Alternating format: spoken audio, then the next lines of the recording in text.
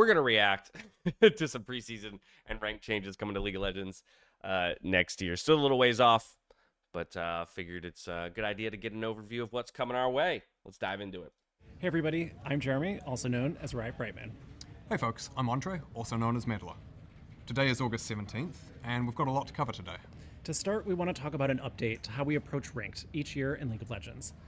We're going to be moving to 3 ranked resets per year.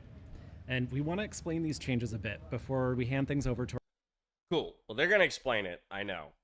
But my initial response to three rank splits is fine, whatever. You know, I don't necessarily care.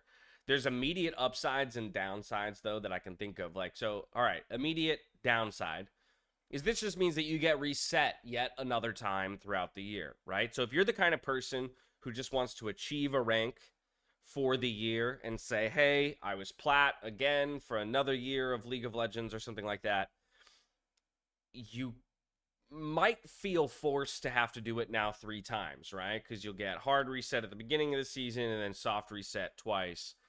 And you're going to be, you might feel like you're now required to play far more hours of the game to achieve this title, you know, that you're after, which could be super alienating for a lot of people, right? I mean, obviously it behooves Riot to have more and more people play their game for more and more hours, which is what this is geared towards doing, right? How can we get people to continue playing the game? Because usually the rank season starts and boof, player rate and play time, all that kind of stuff goes through the roof. But then pretty soon after that, or not, I don't know how soon, right? And this is all anecdotal, but sometime after that, right, the player base starts dipping because people are less interested in ranked, or they hit the rank that they wanted, or they're just starting to burn out.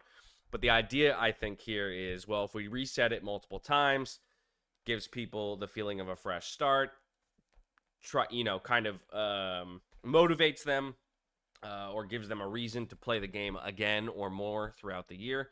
So to me, that's actually a big net negative. Like, it's great for the business, of course. I think that that's awful for your player base.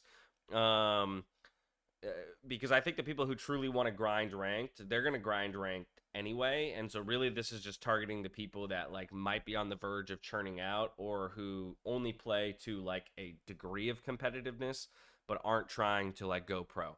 And those are the people that are now going to have like choose between investing far more time in the game to maintain their rank across 3 splits as opposed to 2 or even 1 like the old days, or not spending that time and going and spending that time doing something else. So I'll be honest, from that perspective, hate the change, right? Just kind of feels gross, doesn't feel player oriented. Now, to play devil's advocate to myself, like the other side of that, of course, is the people who, you know, do want to feel like they throughout the year are actually playing for a reason, right? Because I'm sure a lot of people, they can maybe hit their peak rank within the first 3 weeks to a month of grinding in League, and if they feel like they've kind of hit their cap and they're not necessarily improving, and maybe they're just not willing to put in the effort to target the things and break through that plateau to their next piece of improvement, it's going to feel really nice that after however many months you get a little reset and now you get to experience the climb again, and that aspect of climbing does feel good. League's had a year-long ranked structure since the early days. Some of the details have changed a bit over time, but the core's been pretty consistent. Ranked kicks off in January and then runs until just after Worlds in November, at which point we jump to preseason, we experiment with some gameplay changes. Now, there's a lot we think works well about that. There's a great kickoff to the season moment, there's a clear endpoint, game and esport have some nice synergy with each other, that sort of thing. But at this point we're also seeing some opportunity for improvement. One long, gradual climb over 10 months can feel like a real grind, with a long gap until a fresh climb. There's that down period at the end of the year where often a lot of people will want to play ranked and can't. And sometimes it's just a long time until we've got the next window for larger changes to Summoner's Rift gameplay. It's also often unclear when the next event or larger update to League is going to be. Now, this year you will have noticed we tried out a faster ranked climb and a mid-year ranked reset. We think that went well overall, and that there's opportunity to create more moments for gameplay changes that can tie in with other things going on in the League ecosystem. So, with all that set up, here's Pooh to talk through some more information on these changes. Hey everyone, I'm Pew, aka Pew Pew Lasers, and today I'm going to take you through some of the upcoming changes we're making to preseason and ranked splits in League of Legends. As mentioned, we're moving into a 3-ranked split per year structure with 3 sets between each one. This should hopefully result in more impactful games and a faster climb for each split, and it also means you'll have the opportunity to earn 3 ranked skins each year. Part of the change to this model is taking a look at preseason. Past preseasons have gone onto PBE in early October, giving players a lot of time to explore and learn the gameplay changes that will be featured for the coming year. The flip side is that by the time the new season starts, the gameplay changes no longer feel new. In other words, the time in which players are most excited to play with the new changes and the time in which players are allowed to and excited to start their rank climb were not aligned with each other. So this year, and in each year moving forward, we're planning to have preseason hit PBE in mid-November with an official release in January of 2024 on the same patch that ranked and esports play begins. The current rank split will stay live through November and December of this year, giving players more time to get to their desired rank. Now, this Hold up. He literally just said that one of the things they're trying to solve for, right, is the idea that preseason in the past has been far too long, and also it's a time in which you cannot rank up. And so while people are excited to play with the changes and experiment with the changes, they're doing all of this in kind of a non-competitive, or low-stakes environment, right? Which lasts way too long and, again, burns people out on all these new changes that by the time the season starts, they don't feel like what they're playing on is new. But then he goes on to say, so our solution to this current rank split is going to be to start the preseason at the same time we always have, but just to put it on PBE. Which I do understand, and I do believe is going to partially solve for what they're claiming is the issue, right? It's like, okay, well, obviously a lot of people are not PBE players. And so they're not going to experience the preseason until it goes to live in January. And to that end, I do think they will be successful. But by the same token, you're still giving everybody the same amount of time to figure out what's good and not on the patch.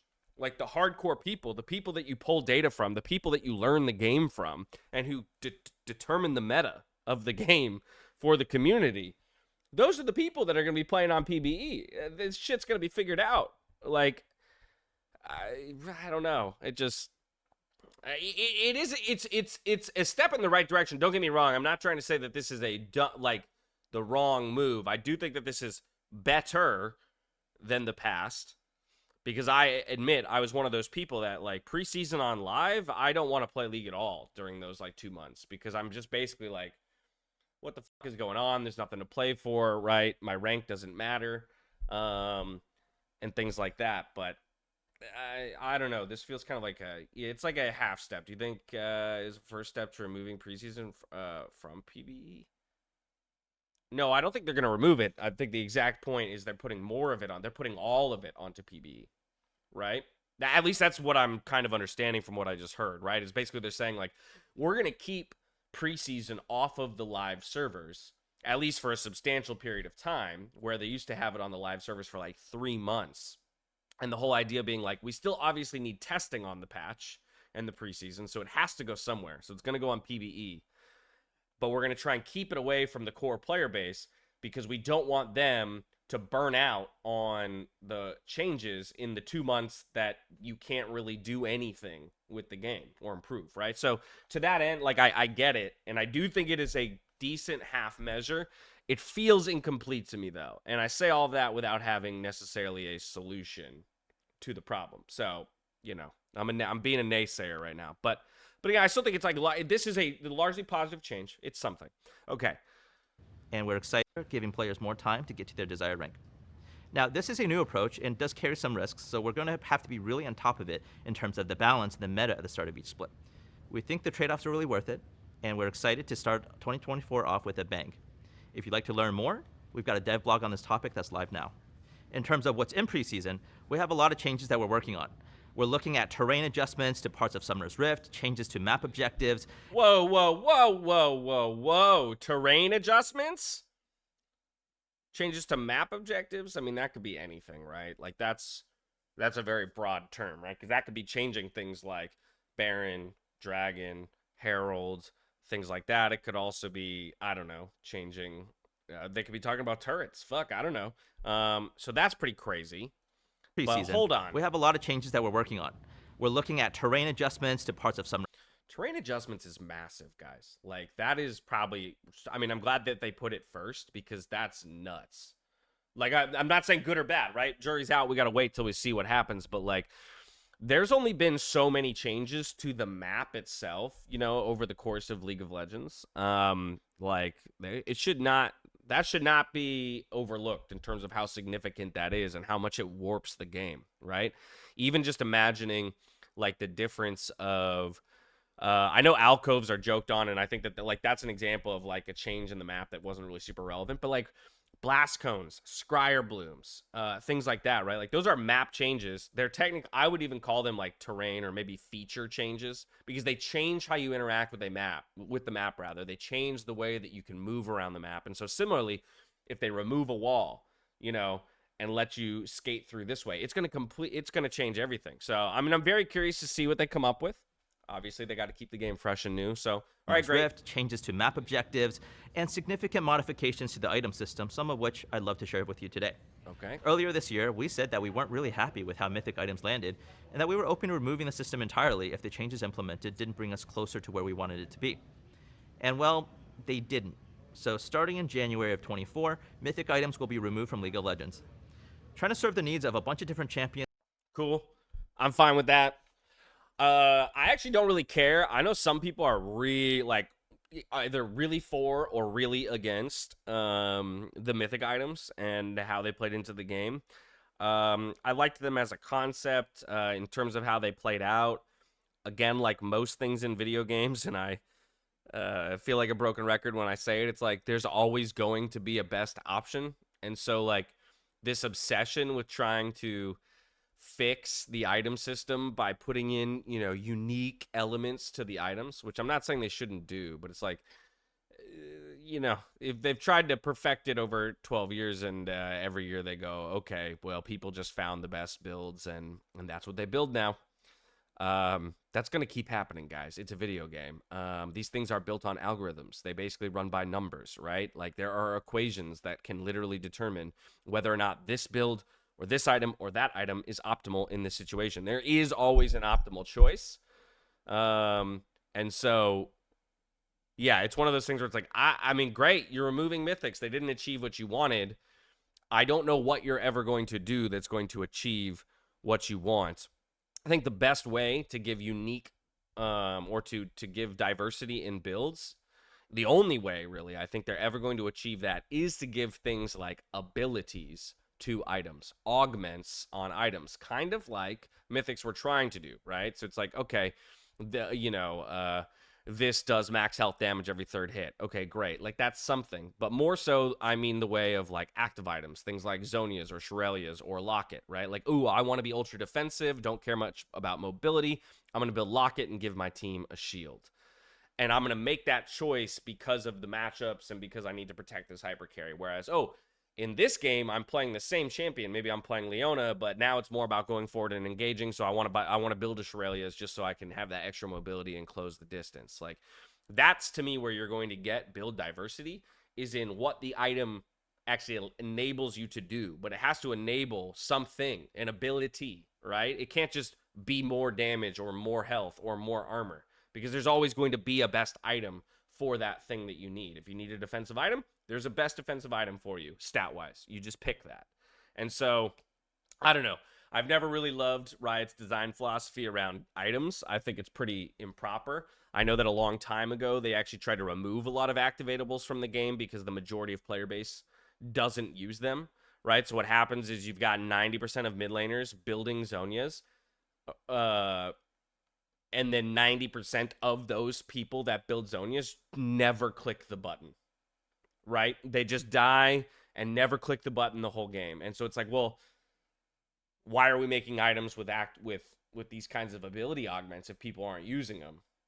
That's the push and pull. That's probably the internal argument that's happening. But like to me, that's the only way you're going to get build diversity is if you give people augments, right? And they haven't really done that. Mythics were trying to do that, but they were stat augments. They were things like, this just gives you more health and more lifesteal. This gives you more movement speed. This gives you more lethality. Well, no shit. Then there's going to be a best answer for 80 carries. There's going to be a best answer for tanks. So we'll see. removing mythics, great. I'm all for it. Like, it doesn't matter to me. But that is not going to solve the issue. So they need to really come up with something interesting here in the next year, I think, to create a new feeling around items. We'll see. Or have their creativity in a class gonna with a back it few up a mythic little bit. items has proven to be really challenging. And while it works pretty well for about half the roster, the other half is left with items that don't feel really right for them or have their creativity stifled. While the mythic item tier will be removed, we will be adjusting current mythic items that players really like to be exciting options rather than prescriptive centerpieces. So that means you can go back to buying Infinity Edge with Trinity Force if you'd like. You can learn more about other item changes and everything else we're cooking for preseason when we do the full reveal, coming soon. TM. Next up, we also know Hold up. So now you can build. Back to buying Infinity Edge with Trinity Force if you'd like. What? This statement scares me because this suggests to me that they, well, not scares me is the wrong word, because like I said, I'm fine in a world where items are just balls of stats and or stat sticks, and you build your prescriptive best build and you move on with your life and you play the game itself, right? But this, it's kind of telling me exactly that. Like, we don't have an interesting way to, or like an interesting another route we're going to go. They're basically just saying we're removing mythics, they didn't achieve what they wanted, and we're putting it back into a place where you can build whatever you want. Because you don't have a mythic that, specifically stacks or indexes into a certain thing. But again, what's going to happen in actuality, in reality, what's going to happen is people are just going to just build the best build. They're going to go to op.gg. They're going to go to Lolalytics. They're going to look up Plat Plus, Emerald Plus, whatever players on this champion, and they're just going to build the most built items. And that's just going to be the result. And then, yeah, you'll have some low elo people who just build whatever the fuck they want. That's going to happen in any player base when people just don't really know what they're doing. You can learn more about other item changes and everything else we're cooking for preseason when we do the full reveal, coming soon. TM. Next up, Is the we also full know a reveal lot of out? you have been waiting for some news on what's up for Arena after the Soul Fighter event. Okay, let's see here. We're really excited about the response to Arena, and we think there's a lot of opportunity to make it even better again. Arena's debut run will end with the Soul Fighter event, as previously discussed, but that's so we can take it down, make a bunch of upgrades to it. So, the Game Modes team is already underway on that work, and the next version of Arena will drop in early December. We're still figuring out exactly what will be in that update, but we're looking at things like adding a lot more augments to give more game-to-game variety, improved champion viability so you can have a good time bringing a larger variety of your favorite champions into Arena, some map adjustments, and ways of playing with more than just one friend. So, on the subject of game modes, Whoa! Don't move on to Nexus Blitz so fast. What is this? Okay, first of all of these sound like pretty positive changes to Arena. I mean, I enjoyed the mode, don't get me wrong. I played it pretty hardcore for like a few weeks, but then I completely burnt out on it, to be honest. But they address a lot of the reasons why I kind of burnt out on it, right? It's like this idea that really only about 40 of the 160 champions felt relevant. And so from that perspective, if they can find a way to open up the pool and give us more variety for what is viable in Arena, I think I will enjoy playing champions that I more often play on Summoner's Rift in Arena. So that's good. That's positive. I like the sound of that. What else did they say? Boom. Figuring it out. More augments, more champion viability, things like that. All great. What was the last thing? Oh, more than one friend. That's super intriguing. Some map adjustments and ways of playing with more than just one friend. I have two curiosities here. Whether or not that this is trying to also give us like a 3v3v3, arena mode. Is that what they're saying? They're going to have a version where you can play in bigger teams? Or is this just custom lobbies of Arena? Because that's one thing I really remember wishing. So on the subject of game modes, while we're taking Arena behind the scenes for some updates, we do have another game mode that is finally giving us time to shine again. Nexus Blitz is coming back in late October for a 5-week run. Now we know this has been a long time coming, especially because we promised you'd see Nexus Blitz in 2022, and we did not deliver on that. Now the game plays as you remember it, though with a few tweaks to account for changes since its last appearance, like the updated jungle items. On a different note, as we mentioned in a previous dev update, We're still also working on improving bot AI to both enhance the new Okay, so Nexus Blitz coming back. Great, I guess. I was always pretty lukewarm on Nexus Blitz personally. Like, I'll play it with friends. It's not unfun. But to me, I'm not super motivated by that game mode. So we'll see. Maybe the changes they've made to it will pull me in a little bit more. They didn't really reveal much here other than, yeah, it is coming back and we've made some changes to it. So, okay, great. I'll play it, of course, when it comes out. Not much to talk about there. Moving on to player bots, experience, it looks like. and also make playing against bots feel more like a real game. We'll be having our first player-facing technical test of the new bots on PBE sometime next month. We're currently focusing our bot work on helping new players learn the game. So these bots are deliberately intro-level at the moment. We expect most of you to crush them easily, but we'd still love your feedback on how they look and feel. And check out the dev blog that just went live today for more info on how to do that. Thank fucking God, but also 10 years too late, Riot Games. Jesus Christ. That you had the most played game in the world with literally the worst new player onboarding experience in all of gaming. Tutorials sucked, playing bots sucks, playing with real humans sucks when you're a new player. Like, no element of getting into League of Legends is fun. Hopefully this begins to solve for a little bit of that, right? Because I remember even when I started, or even if I take a brand new player nowadays and I go in and play bots, like, none of it feels real. None of it teaches you anything about what your experience will be like when you transition from bots to playing against players, right? And so, yeah, bots currently are horrible. I fucking love that they are going to make some changes to bots. I really, really, really do hope, and I'm very curious to see. I probably won't be playing it myself on PBE. As they say, like, people who are really experienced will probably just crush them. But I am kind of curious to just watch it and see how people interact with these bots and how real the bot decisions feel compared to, you know, real players as compared to how bots have performed or managed themselves in the past. So anyway, I do think this is a super positive change. I just think it's way too fucking late in the lifetime of League of Legends for this stuff to be coming out, right? Like, how much more value this would have had it been invested in like 3, 4, 5 years ago even. But even still, I don't want to knock something that is overall a completely positive change for the community, right? Like, even if it is too late, I don't think there's really any negative that comes along with trying to make the process of learning the game and onboarding new players easier. And creating a better environment for people to learn the game of League of Legends. So that's all very good. Okay, Let's get that's the nearly final it for us note. from today.